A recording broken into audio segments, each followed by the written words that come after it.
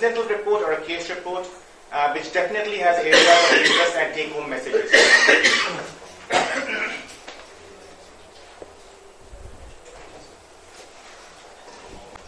A young patient, 23 years of age, came to us. No problems, just came for diffraction. He had a little shallowish anterior chamber, so grade 4, by the way. But what we see in the supratemporal sector, a slithering, glistening object. And then what happens was the unexpected. This person is irritated and he is angry by our prodding during gonioscopy. And so he decides to leave his place and fall down. And here is what we have. You can see a nice, slimy, shiny, slithery, nicely, uniformly beaded bodied worm. But the unauthorized residents need to be evicted. So, sorry, we take him out. Small anterior chamber paracentesis, followed by an immobilization using a viscoelastic, and dear help, you are evicted. Sorry. So finally it's out of its cozy corner and you can see the worm on top of the cornea. And it was sent to the Department of Parasitology in CDRI, that is Central Drug Research Institute in Lucknow, for identification.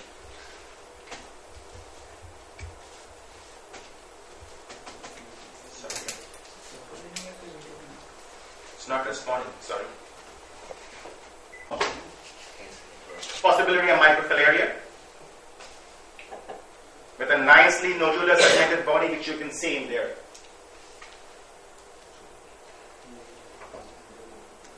The most interesting thing, as it goes on, I'll continue. The most interesting thing is that no complaints from the patient. It came in as just a refractive error patient. No uveitis, no inflammation. You can see a very nicely clear cornea. No KPs, nothing. So it was totally an incidental finding. So the take-home message along this is, whatever it is, please, in your OPDs, spend 2 minutes and go do the gonioscopy if you are not rushed and pressed. It gives lots of information. Especially in India, a lot of people, especially in the northern zone, I have seen, have open angle glaucomas. There are some pockets and some gene factors which lead to this, and we have a higher incidence than around the world. So gonioscopy may help reveal much more than we actually expect it to reveal. And here we go in.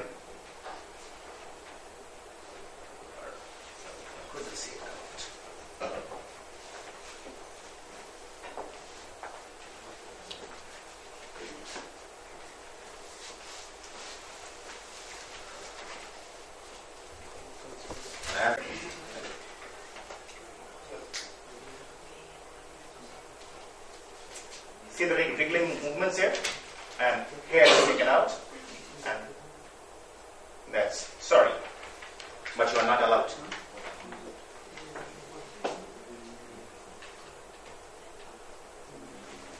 So that takes care of the problems of the patient as well as for us.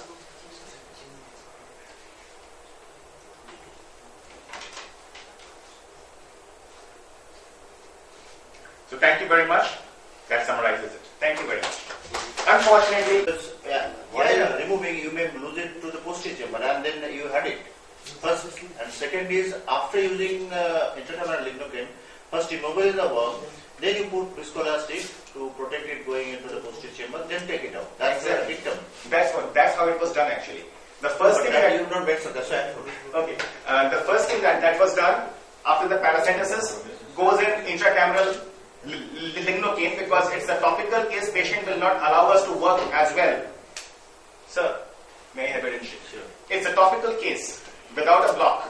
So without an intracameral lignocaine, the patient won't allow us to work as well. The paracentesis for lignocaine, followed by your viscoelastic to immobilize the worm so that it cannot move well. Once it's entangled in the viscoelastic, it cannot move well. And then just dip the port and flows out along with the viscoelastic.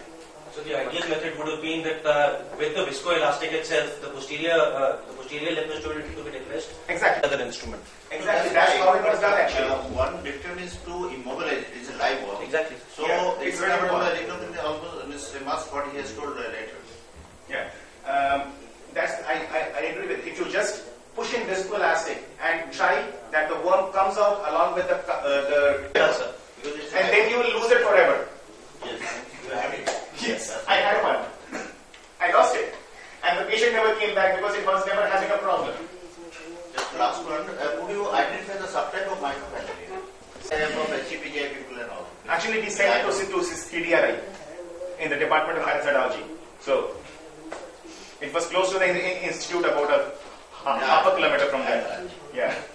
That's why I'm telling you, but other institutes also there. Yeah. Thank you very much, sir. To present an analysis of posterior segment evaluation by B-scan in opaque media.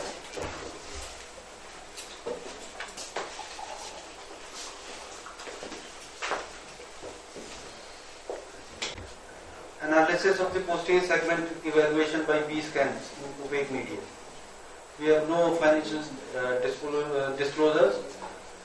The aim was to correlate the posterior segment.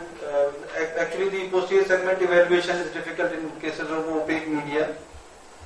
The study aimed at doing an ultrasound in all these cases and comparing it with the whether our diagnosis was correct of the ultrasound. 500 eyes of 382 patients were studied. All OPD and indoor cases of both sexes having opaque media in the eyes were taken into study, and all cases with clear media in which the posterior segment was visible were excluded. A detailed ocular examination was done and a provisional diagnosis, clinical diagnosis was made in all cases, and patients requiring additional X-ray, CT scan, MRI was also done to confirm the diagnosis along with the surgery if required. This was the ultrasound we used, and the standard ultrasound procedure was used in all cases.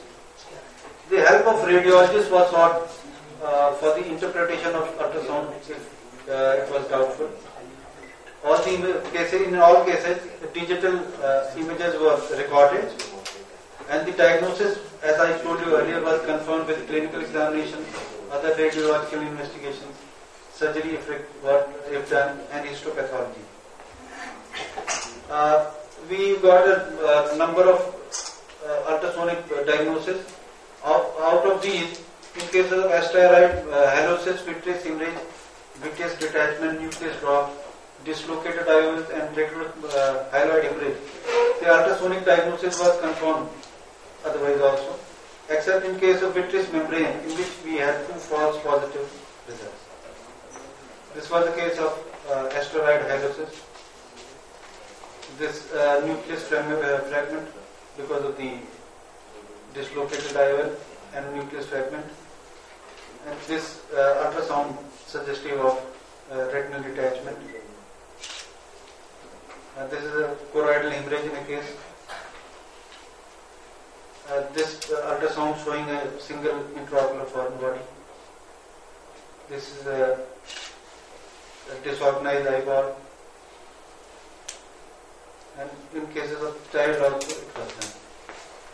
What we found out that in most of the cases, except for the vitreous membrane, which we thought was there, but actually it was not there. In all the rest of the cases, the diagnosis was actually confirmed by the ultrasound and was correlated clinically and surgically. To conclude, actually AB scan ultrasound of the eye is a rapid, cheap and safe, reliable investigation, especially if one is good at interpreting it and doing it correctly.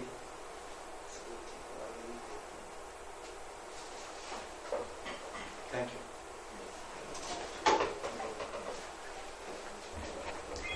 B-scan is an established modality to know the disease in the posterior segment. So now we move and presenting on this Dr. Safar, and she will be presenting on awareness and ocular morbidity pattern among smokers in a tertiary medical college in South India.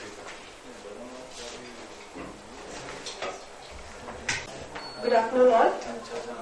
My paper is Awareness and Ocular Morbidity Pattern Among Smokers in a Tertiary Medical College in Bangalore. We have no financial or other interest to disclose. Smoking is associated with ocular abnormalities which leads to visual impairment. And among the 5 greatest risk factors of mortality and single most preventable cause of death, WHO predicted tobacco death in India, which may exceed 1.5 million by 2020. And it leads to many systemic diseases, which leads to increased healthcare costs and premature death. Tobacco smoke contains more than 40,000 substances, which leads to ischemic and oxidative stress. Both inhalational tobacco as well as direct contact with smoke on epithelial surface leads to dry eye symptoms. Smokers are more prone to cataract and age-related macular degeneration. Also, passive smoking causes similar health issues in non-smokers and children. Since it is a preventable and modifiable risk factor, more intensive tobacco control activities are needed. Awareness among all age groups should be promoted by mass media and others, and warning labels on cigarette packs should highlight on other hazards of smoking like ocular disease, infertility, etc. The aim of this study was to study awareness level among smokers regarding their ocular effect, to study ocular morbidity pattern in smoking, and to estimate the prevalence of dry eye in smokers.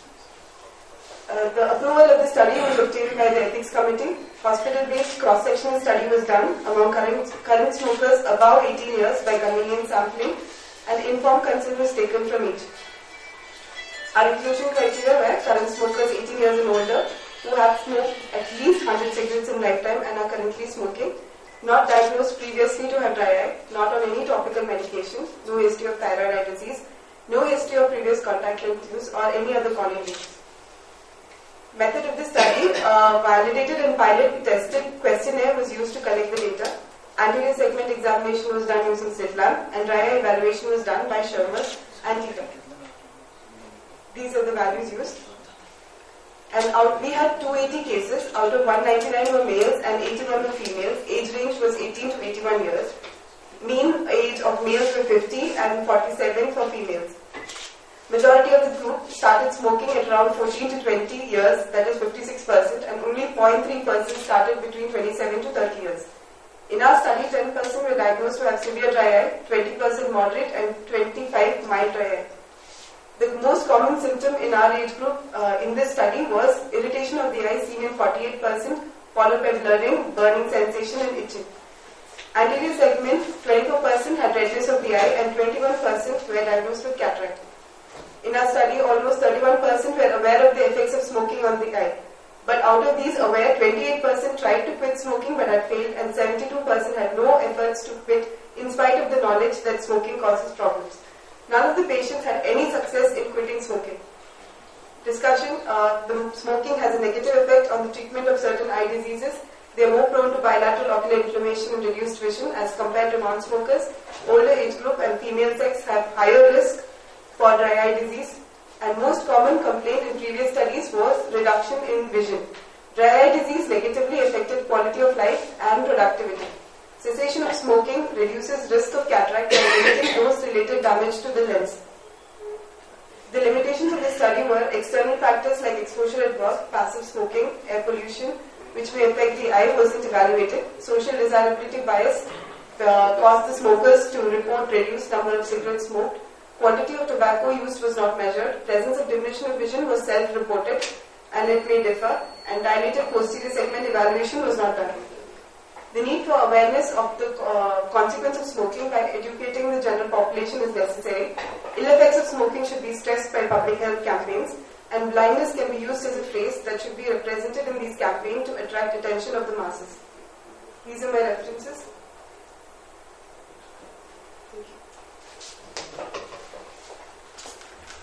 And you should have a control group to say actually that smoking is causing the dry eye.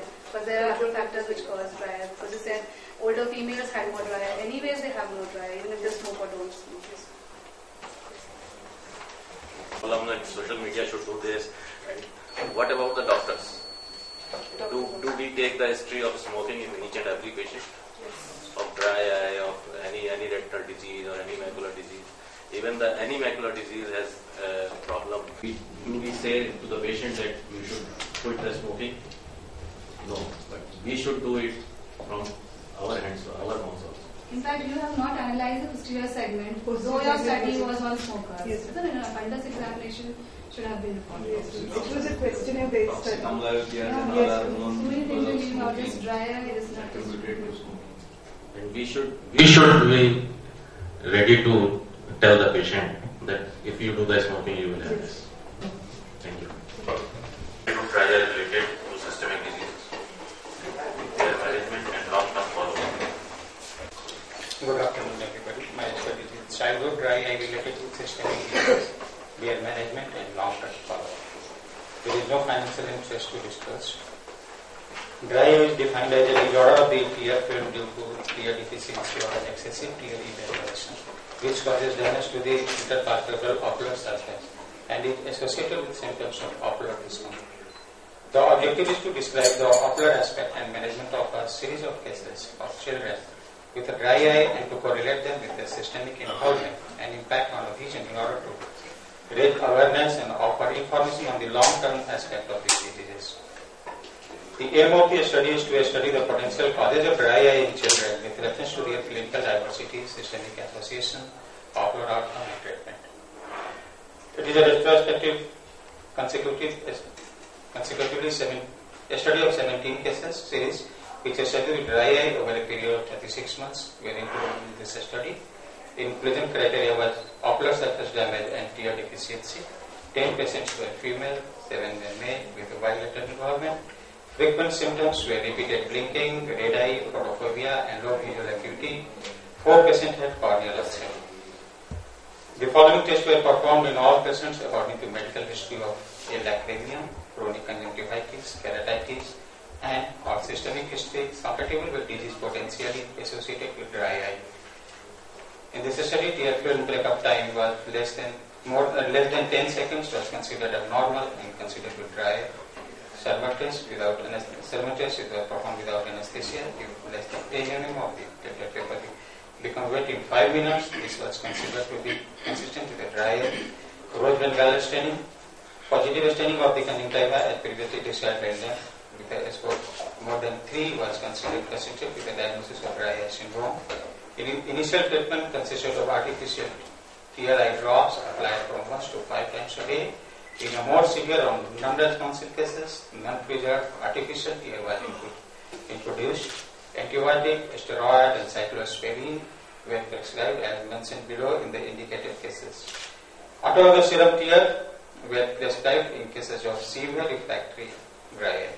Eye with persistent epithelial defects, desmetaseals, neurotrophic corneal ulcers were treated with conjunctival flaps.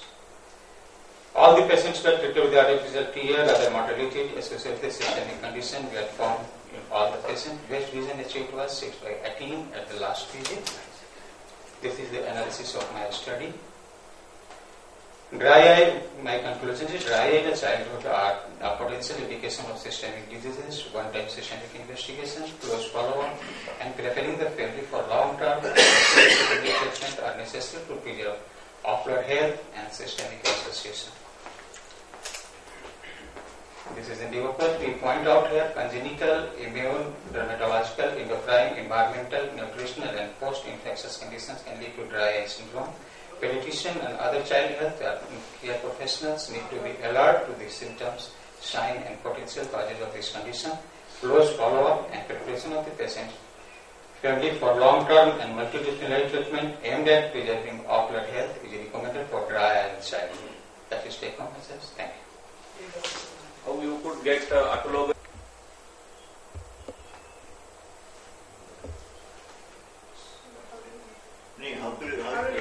Child and serum is obtained, and that was the use.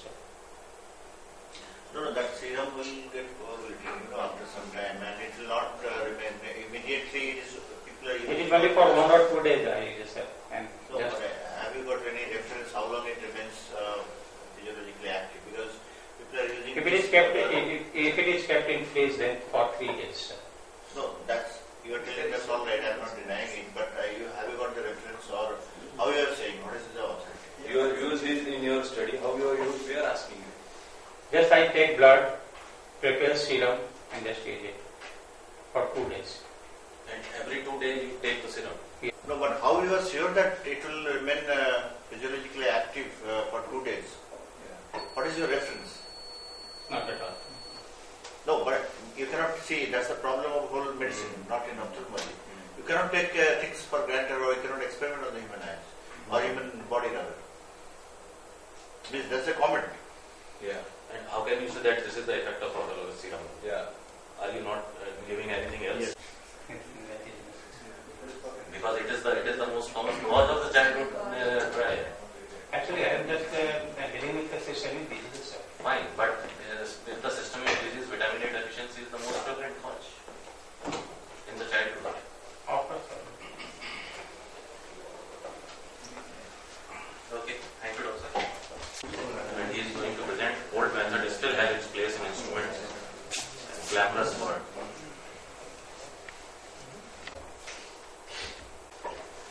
Yeah, good afternoon to all of you. Today I am presenting a paper on the old method still has glaucomas.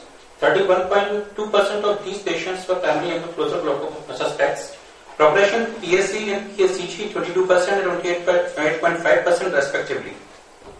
Relationship between shallow anterior chamber and increased risk of developing ankylosing glaucoma is well known.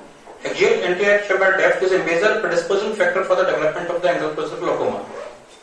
There are the number of options are available for the estimation of the ankylosing depth, anti-chamber depth. Certain quantitative there are options available gonioscopy, and the non-quantitative the Penlight, shadow technique and Monadex methods. The limitation for the quantitative method is that the cost is a very known limiting factor for this, and for the gonioscopy is a skill requirement and buying a separate instrument is a limiting factor, and for non-quantitative that is the subjective and non-quantitative is the limiting factor. So there is a need for technique that is simple, easy to apply and interpret, and general availability and speed of use. So the study is to compare the effectiveness of the SPIN method to measure axial anterior chamber depth in comparison to AIOC in primary open-angle glaucoma and in primary angle closer in healthy and control groups. The study was cross-sectional observational study. The study was in the glaucoma clinic of Ratnajyoti National Gwalior between December 12 to March 13. The participants were divided into 3 groups. In the first group, the 20 POG patients. In the group 2, the 20 primary angle closer patients. In group 3, the 20 healthy control patients. Each subject underwent a complete eye examination. Central column thickness was measured using the OCT. ACT was measured with the AIOC by one observer, and ACT was determined by the second observer by the Smith method. The Smith method is described as the literature is standard is used. The angle between the slit beam and the microscope is set at the 60 degree and log. For right eye, the slit beam is on the operator's left. The right eyepiece is used for the right eye. The thickness of the slit is not vitally important. The 2 slit images on the cornea and iris or the lens are visible. Between both images, a dark region can be seen. To reach the measuring position, it is necessary to increase the slit length, and it can be seen that the 2 slit images just unite to form a single line. In this setting, the slit length can be reached. The slit length multiplied by a factor of 1.4 gives the central anterior chamber depth in millimeter. This is the pictures that this picture the images in the cornea, and this is in the lens or iris. After as we increase, this is the slit length photographs. As we increase the length, we can as soon as both the edges united, we can read the reading and multiply the factor by 1.4 to get the reading of the anterior chamber depth. AIOC ACD reading includes corneal thickness, while Smith method ACD reading doesn't. So ACD measures with the Smith method and AIOC are compared with and without CCT correction. In AIOC ACD reading using PRT test and intra-class correlation coefficient. Intra-class correlation coefficient more than 0.8 generally considered good. So this is the results in the both the 3 groups. In all the 3 groups, we just there is significant difference in the ACD reading in the open angle group, angle closer group, and healthy groups. And this is the mean CCT values. When we dissected the AIOC reading with the CCT reading, and after that the p-value becomes the non-significant, and so there is not very much statistically significant difference in both the readings. And this is the before CCT correction, the interclass correlation coefficient, and after the CCT correction, this was the reaching more than 0.8, so it is basically not significant one. So So it's a statistically significant difference in the ACT reading of the IOL master and Smith method, but these differences become non-significant after CCT correction in IOL master reading. In ICC was more than 0.5 to between 0.5 to 0.6 between IOL master and Smith method, but it become more than 0.10 after CCT correction IOL master reading. So nearly 40% of the open angle glaucoma patient actually had angle closure. Ophthalmologist had missed angle closure because of the inability to perform gonioscopy. Von Erich is a non-quantitative and subjective method. Axial ACT assessment can isolate the population at risk of developing angle closure glaucoma. So quantitative estimation is mostly done by the positive instrument. So method of the ACT assessment suggested by Jacobs and modified by the Smith is simple and inexpensive. Can get reliable axial ACT measurement without any attachments to the slit lamps. So in our study, we found a non-significant difference between the CCT corrected IOL master reading and Smith method ACT reading. Similar results were also found by the Tuckey et al. and Ofsey et al. So conclude, we can say that Smith method may be used for the quantitative assessment of the ACT and to identify patients at risk of developing angle closure glaucoma where sophisticated instrument is not available. Thank you. One hand, 1 bar and 2 bar technique for eye drop installation. Dr. Jadidhar. I'll be talking of an eye drop installation method for ROP screening.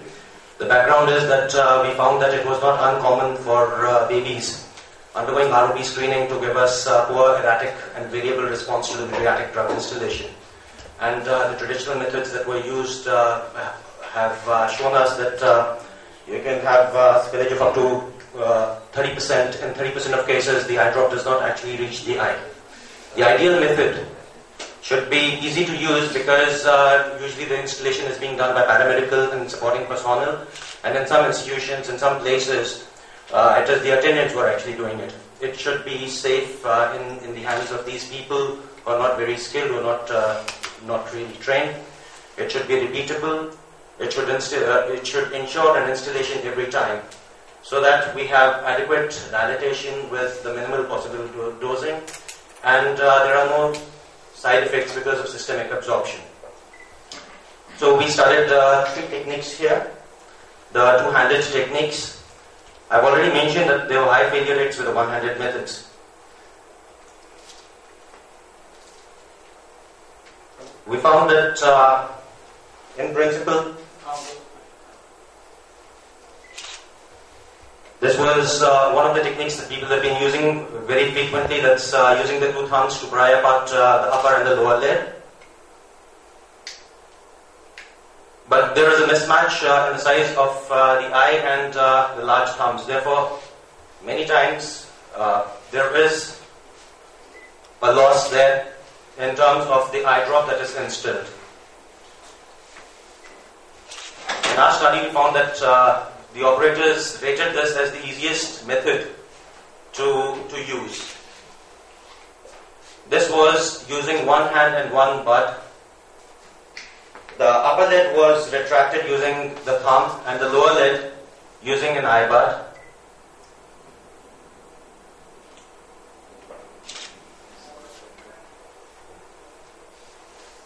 And then of course is this method, which is very frequently used if you have trained operators.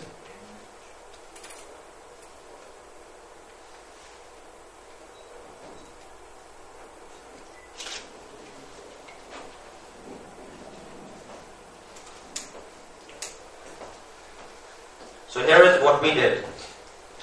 We randomized 30 children using a computerized randomization method to each of these 3 techniques with the following exclusion criteria: the plus disease, neovascularization of the iris, and the threshold ROPs. The installations were done by nurses and residents who rated the ease of administration on a 5-point Likert scale. Similarly, the ophthalmologist who conducted the examination rated his ease of examination on a 5-point Likert scale, and the standard pupillometer was used for pupillary dilatation. These were the results. I've got a visual display also coming up after this. The pupillary dilatation was maximum with the one hand and one bud technique. The ease of administration, as rated by the individuals, was maximum for the 2 hands method. So far as the adequacy of examination was concerned, it was again the one hand and one bud method which which scored over the other methods. So applying the principle of satisficing, we find that there was superior pupillary dilatation compared to the two hands method in the first two techniques. The two buds method was rated as significantly more difficult to apply, and the one hand one bud gave the maximum satisfaction to the operator for ease of examination. It is a valid and repeatable technique for use in pediatric practices and ROP screenings wherever neonatal eyes are concerned. However, there are limitations in the study. Larger sample sizes are required, and multiple centers are required so that we can have generalizability of these findings. Thank you so much. Practically, how it matters when you are using the two fingers? It's also applicable with the two bud and with one bud and one finger. If you are using that will retain. So what actually happens is with the neonates, if the child there are two issues involved here. The first issue is that we are not looking at people who are trained in the techniques of prying the eyelids apart. We're looking at paramedical personnel, and we're looking at residents, and we're looking also at attendants who are not fully trained. So what we need is a technique which is applicable to semi-skilled workers also. That was the main reason why we went back and we studied it.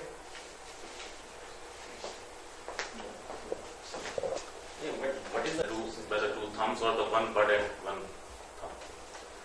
So the two thumbs was the easiest to perform, but the main problem that arises there is the eye drop falling out of many times. What is happening is you're not able to pry the lid apart with a child crying or this thing happening. And you can part the lid with the bud and not with the thumb. No, so you can pry it apart with the lids, but the installation. What is happening? You're having 3 installations per eye. So what was originally described was 200 methods were not described. Wherever you're using the two thumbs, that's a modification over the previous one. You're right that in terms of mechanics, there is absolutely nothing which is different in the two techniques. But insofar as Thank you, Doctor. Good afternoon all. I will be presenting outcomes of vitrectomy for redetachment following failed primary surgery for rigmatogenous retinal detachment. I have no financial disclosures. After primary surgery for rigmatogenous retinal detachment, 10 to 25% of the patients do redetach. Vitrectomy has become an accepted modality for such patients. Aim of the study is to report and compare anatomical and functional outcomes of the patients treated vitrectomy for unsettled retina following primary surgery, whether in the form of vitrectomy or scleral buckling.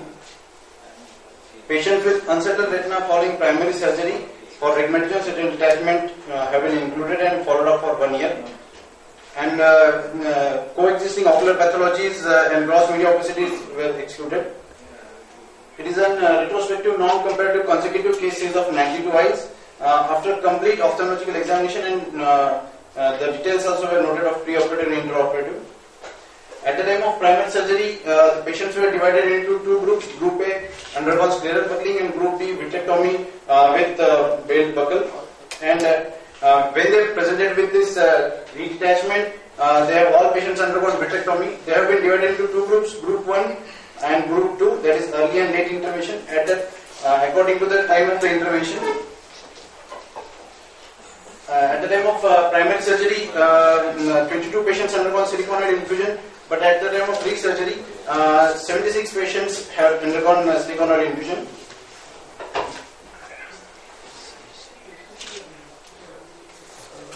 This is the video showing re-surgery for failed buckle. After PVD induction, 4 vitrectomy, PVD induction, then complete vitrectomy has been performed. Vitreous has been shaved near this breaks and also along the vitreous base. Thorough meticulous vitrectomy has been performed in these failed cases. This fluid exchange has been performed, and endodrainage to the break has also been performed.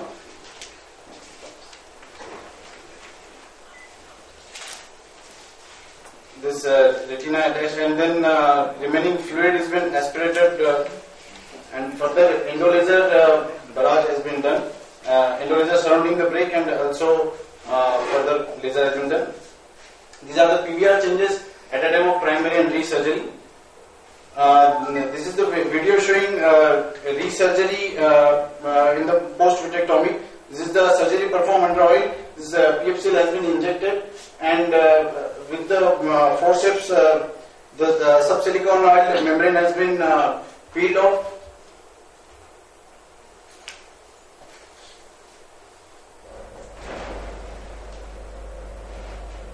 And then retina folds have been separated and retina attached, and the PFCL is being aspirated afterwards, and further oil has been put and laser done to the areas. At the results, is 92% of the patients had the retinal reattachment rate at final follow-up, that is at 1 year. Visual acuity prior to the resurgery, majority of the patients are in the group that is PLPR to 20/2000, but at final follow-up, majority of the patients are in the group of 20/200 to 20/20. This retinal reattachment rate at final follow-up, this group A and group B have no statistical significance, but visual acuity is better, that is significant in group B, that is those who have undergone vitrectomy. And according to the time of intervention, retinal reattachment rate in group 1 and group 2 have no statistical significance, but the mean base corrected visual acuity is better in those who have intervened early, that is in group 1. But and according to this, also relatively better attachment rates in group 1. Siliconide removal has been performed in 56 patients, and ERD after SOR has been occurred in 11 cases. These are the causes of failure of our primary surgery. Hence, to conclude, vitrectomy for unsettled retina following primary surgery achieved 92.39% of the anatomical success. Anatomical outcomes did not depend upon the type of the primary surgery. Early intervention, that is in less than 6 weeks for re-surgery, gave better visual results. And mean base corrected visual acuity after vitrectomy was better than scleral working. Thank you. You'll see a lot comes. It's huge. Okay. There is a slight change in the program, because just to give you a structured and organized way of talks. Professor Gupta needs no introduction, is going to give the first talk, followed by framing a research question by me, particularly keeping the clinicians in mind. I have planned the talk. And third talk is by Dr. Naik, and the rest of the talks are in the same order. Can I request Dr. Gupta to give me a few minutes for the talk? And also, can I mention, please, Dr. Gupta, I'm going to leave with... Friends, I'm sure you're all familiar with writing papers, so I'm going to be giving you a review of what you already do. And did not tell you that scientific papers when I will be writing, they should be very precise and clear. And people who read them, your audience, they need to be able to follow them easily. Each journal, interestingly, has a set of instructions which you have to go through before you write a manuscript for that specific journal, because there could be minor variations, and you might do a lot of hard work creating a manuscript, and then you find that, well, it doesn't meet the requirements of the specific journal where you want to submit that paper. Generally, it includes a title, abstract, introduction, field methods, results, discussion, conclusions, acknowledgements, and so on and so forth. So these are the general common format for practically all the original manuscript that you write. Now, when you're looking at the title, I think I have found in my formative years the most difficult task was to create a title for what I wanted to say. And I realized over the years that this is what, as a reader over the last 4 decades of scientific papers, what fancies or what catches my attention is the title of the paper. So not only the title has to be precise within the given limits of the characters of the words, it also needs to be create adequate curiosity for the reader to at least look at the abstract which follows next. I'm just giving you some of the examples from my own papers to avoid any conflicts,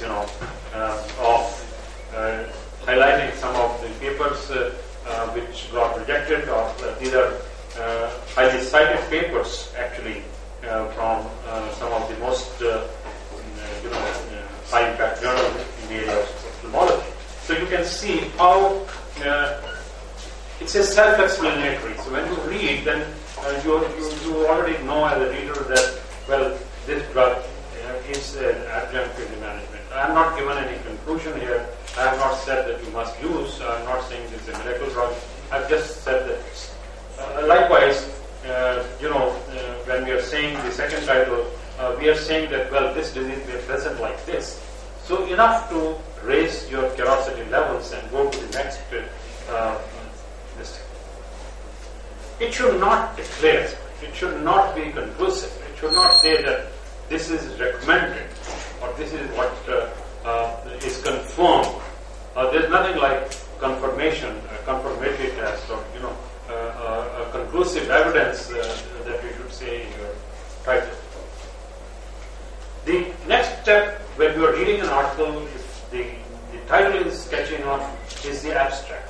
And there, I think most of us, maybe majority of us, would read only the abstracts. So these abstracts, and we have by and large access to only abstracts. We don't have access to the full-length articles in most of the non-online journals and the print journals, and we are satisfied with only reading the abstract. So in the current age and era, I think it's utmost important that your abstract be complete in all respects, giving you what was missing and what you found and what it means.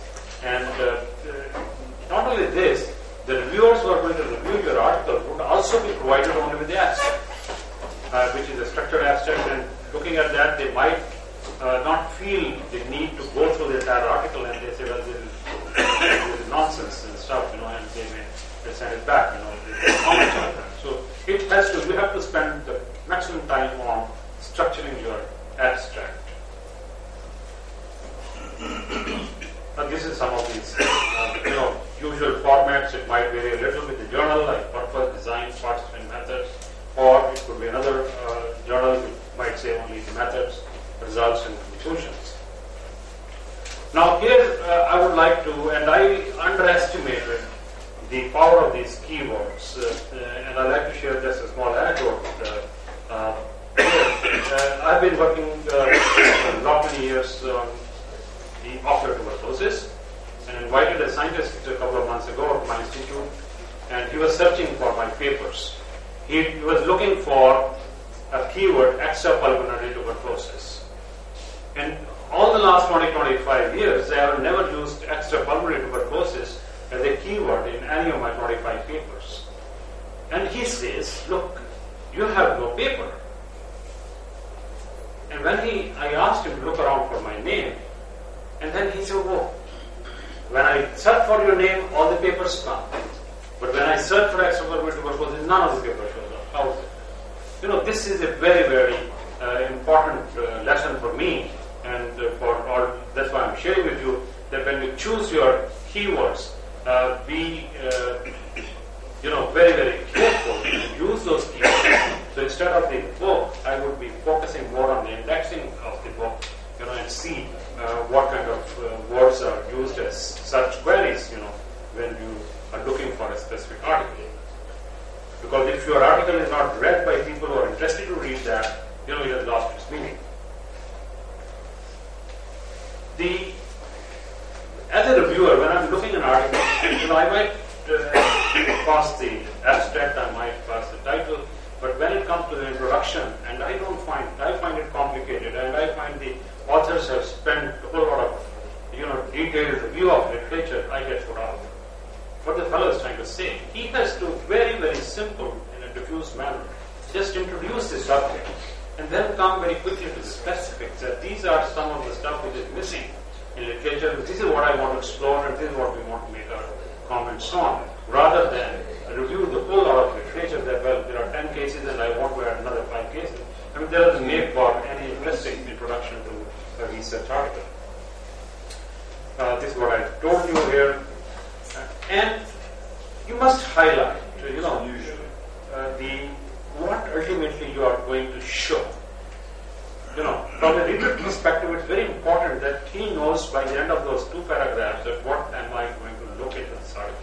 What am I in for? Why should I spend another 40 minutes going through that article? So you must raise that question right here and answer that question. The objectives, as I said, should be very, very clear. And of course, I'm sure all of us are familiar with that we must describe in ample detail the methods used, the design of the study, the subjects of the study, so that anywhere in the world we are able to reproduce. If your methodology is weak, if it's not clear, if your design is improper, your paper will get rejected or will come with a lot of comments. And you might have spent a year writing that paper, and if it comes back because your design methodology was wrong, or your statistical methodology was inappropriate, or you chose absolutely, unacceptable, groups or treatment groups and stuff like that, I mean, you will have difficulty.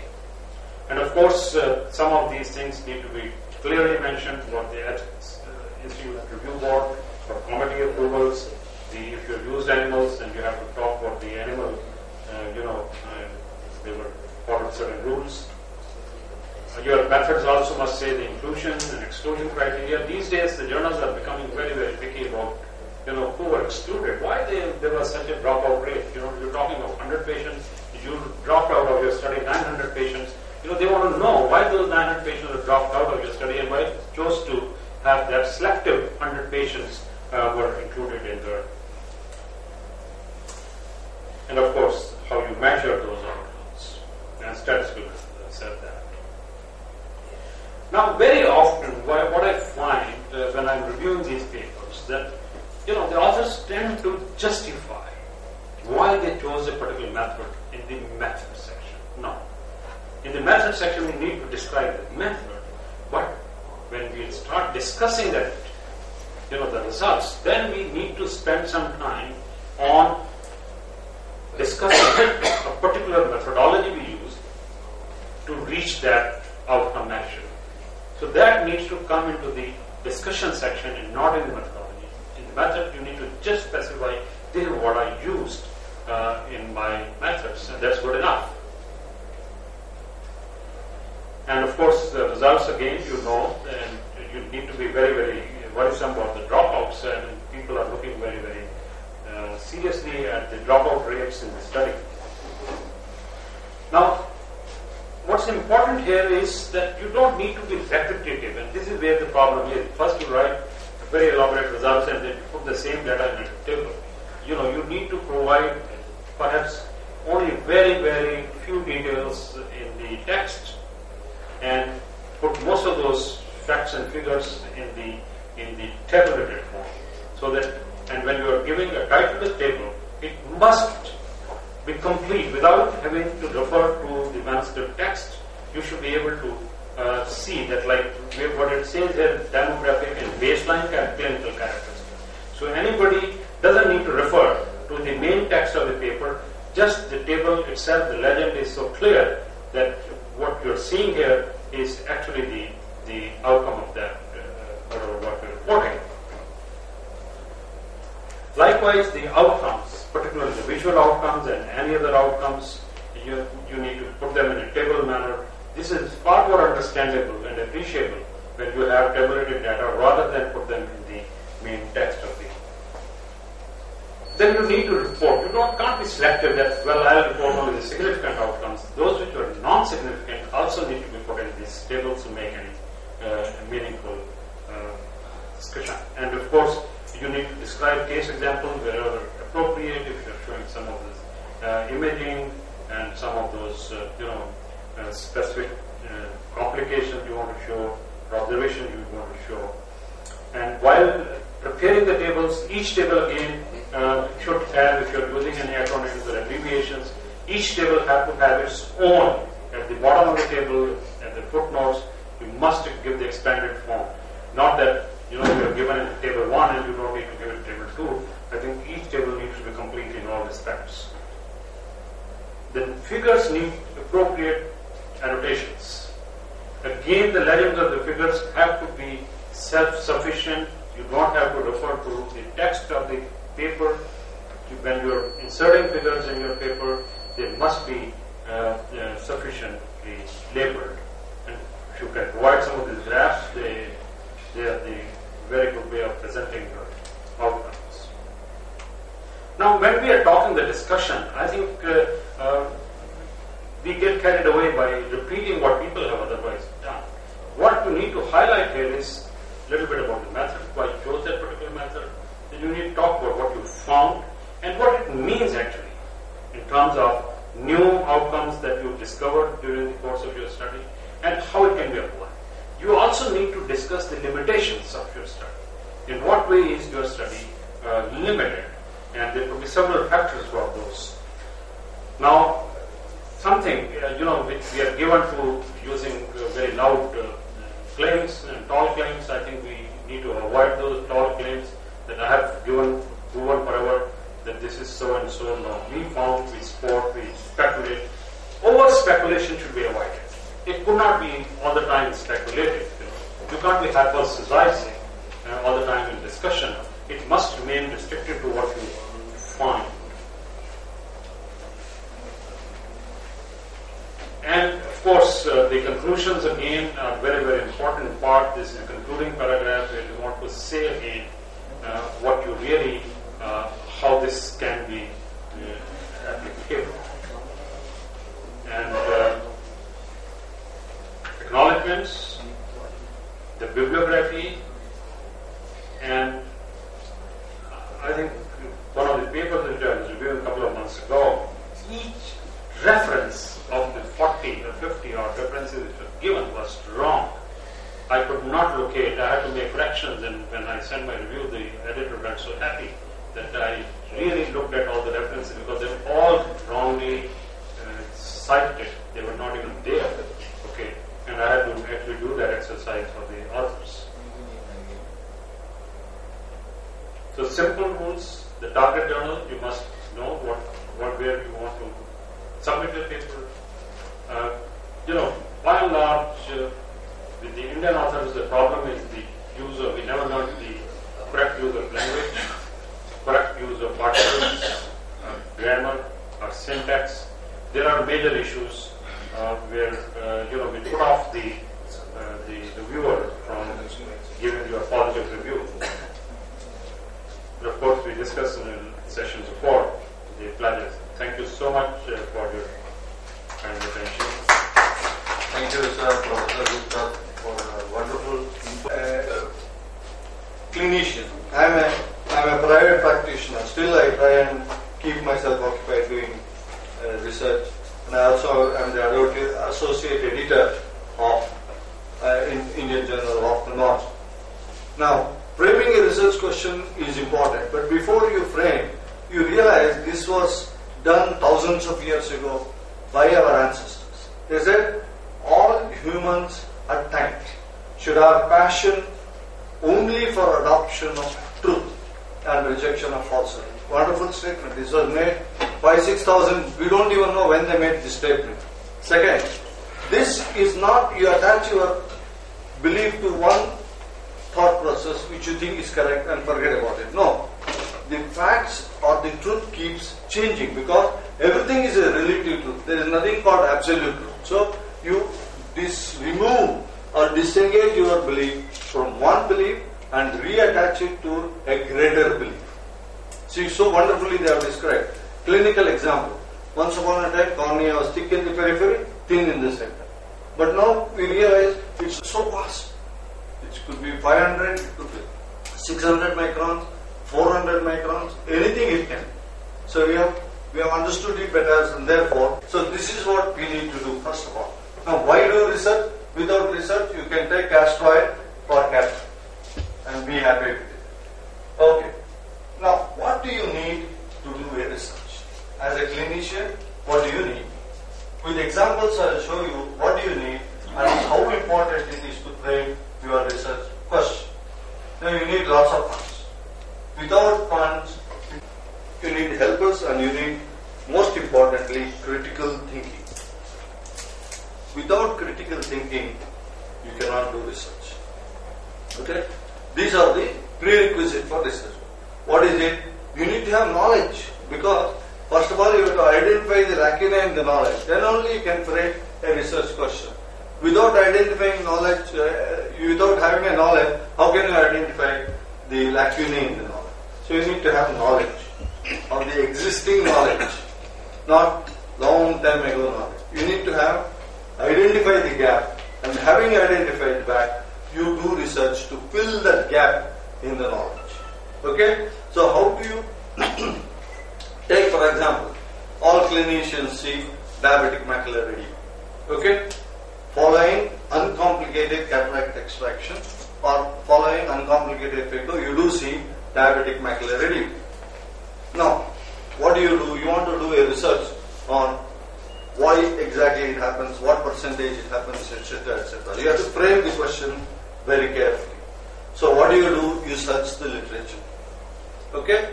Now you search the literature. Where do you search for the diabetic macular edema and uncomplicated cataract extraction? If you put uncomplicated cataract extraction, phaco gets left out. If you put only phaco, ECCE gets left out. Therefore, you choose the mesh word in the literature search very, very carefully. You understand? That is, then you have collected some group of patients. But how many patients do I need to complete my study? You don't know. Because you have to take the help of a statistician to help you what is the sample size I should take. You understand? So for the research purpose, you cannot have statistician coming at the end and saying, this p-value is 0.05, this is good, this value is 0.06 is bad. So you have to have him right in the beginning, otherwise your research is all meaningless. Okay? Now, you know that diabetic macular edema can be identified by doing OCT. Fine. So, you want to do pre-op OCT, you want to do post-op OCT, and it costs. It costs a lot of money. Now you want to decide how much post-op OCT, 1 month, 2 months, 3 months, how many OCTs you want. At what stage post-operative you want to do OCT. You see how difficult your question is. Initial framing of the question was very vague, so you are finding it more and more difficult now. So you decide, alright, I will do 1 pre-op and 1 post-op OCT at the end of 1 month. That's what you decide. Now, how many eyes I want to include for this study? So, all the patients without with diabetes but without retinopathy, or all diabetic patients with retinopathy? Then comes your inclusion criteria. What am I going to include and what I am going to exclude? See how more and more it is getting complicated. Because when you submit the paper, they will just throw it away. Because all the factors you have not taken into consideration when you frame your research question. Okay? Somehow or the other you get the OCT. Okay? Funding, you get the funding, you do the OCT. Then you notice that 20% of the patients with diabetes develop DME after uncomplicated cataract operation. Then you realize you need a sample size of 68 of diabetes, and you want to compare it to normal, keep 60 eyes of normal. You have 1 normal, 1 diabetes. So you need 120 eyes and into 240 OCTs. See, your cost has escalated so much. You understand how difficult it is. Professor Gupta's place, not very difficult. But if you are an individual practitioner, small time person, it's impossible because you have not framed your question to the time you have, to the money you have, to the capabilities you have. So that is why framing of the research question becomes very important. You say, oh, I already give Avastin to these patients and they all recover very well following cataract operation. Every patient I put Avastin if he is a diabetic. And you present the paper. They will throw it away in no time because it has no meaning. You cannot give all the patients because you know you only have said 20% develop macular edema. You cannot give it to only those 20% because you don't know which those 20% are. See how complicated and how difficult it is. Finally, what do? You depend on Professor Gupta and say, sir, please tell us what. That is a lot easier because he has fine-tuned his critical thinking. So what do? You go out and take out and read his article. Is yourself. But that does not mean that you give up. You started as a simple study in finding about DME after cataract surgery is beyond your control. See how difficult it is if you don't frame your research question very carefully and with a lot of thoughts. You must first understand what is the problem, understand what you want to say and what is the lacuna in that and what is your contribution. So these 4 points you will write down. I want to do research on this. This is the knowledge, this is the lacuna, and this is what I want to do. If you don't do that, you will end up with all kinds of problems. Take the example, prickly eyes. 90% of the patients following cataract, following phagoemulsification. Let's not go back to ECCE days when everybody has prickly eyes because they are putting the sutures. Now following phago, is the prickly eye sensation is there for the patient? The answer is yes. 90% of them have, even though you have not put any suture. Then I thought, okay, why are they complaining of prickly eyes? I looked in the literature, prickly eye. No, nothing written in the literature because your mesh word is prickly eyes. It doesn't give any meaning. Computer throws it out. No result form. You use foreign body sensation in the eye, you get hundreds of articles. Okay, then you add the words. Keep on adding foreign body sensation or foreign body sensation, and all those things will be taught to you in research methodology workshop when you come. What is the meaning of and or in formula? They have different meaning than what English has taught us. Okay, now once you decide, you know what you want to do. How many years back you want to go back for research? 10 years, 15 years, 20 years, or 5 years? Because the more further back you go, it's more complicated it becomes because they have not used certain terminologies. You understand? Just now Professor Gupta gave his own example. Extra pulmonary tuberculosis. He has not used, so it becomes more difficult to identify his research using a new mesh word. So you decide how many years you want to go back. So now you decide. Causes for foreign body sensation could be due to dry eyes, could be due to meibomian gland disease. Sutures we can exclude because we don't use suture. Could be due to epithelial disturbance or toxicity due to drugs you use, incisional disturbance, or a combination of all. Simple. Hundreds of causes are there for your prickly sensation following phagoemulsification. Now, how do you prove which one is this? A given patient, how do you prove which is the exact cause of the foreign body sensation in the eye? So you need number of tests. You need Sherman's test. You need breakup time of tear film. You need Rose Bengal's test. You need fluorescence staining. You need to do all these tests before and all the tests after. However, these are within your limitations. You see, unlike the previous one where OCT was 120 OCTs, these are within your clinical limitations. And therefore, it becomes very important for you to identify, I have this much time, I have this much money, I have this many patients, what I can do research. So you critically analyze what you have in your clinic and you can definitely do the research. Please do not stop doing the research because if you don't do research, you stop thinking. The research is what keeps you active all the time. Now, then I see those patients complaining of epi sensation, have more dry eyes, more staining score, and more MGD compared to normal patients or compared to pre-op. Then you can say, okay, then you have to go to statistician. I think this is definitely statistically significant. Then if there is no difference, then what do? You are in a suit. Your research has no meaning at all. You have struggled and you have done that, it has no meaning. Okay, but however, are there any difficulties? Yes. It can be overcome? Yes. Okay, just 20 seconds I am through. Okay. So, before you frame a research question, you absolutely need to know how much money you have, how much time you have. Although time and money are same, but you need to know. Okay, if you have access to all the facilities, if clinical study or experimental study. It's prospective study, retrospective study, and if you have enough patients.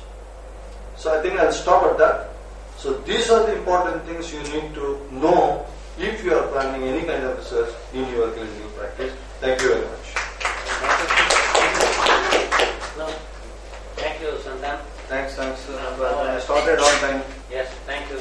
I request Dr. Varun Naik, the past editor of Indian Journal of Ophthalmology, as well as now the current editor of the Journal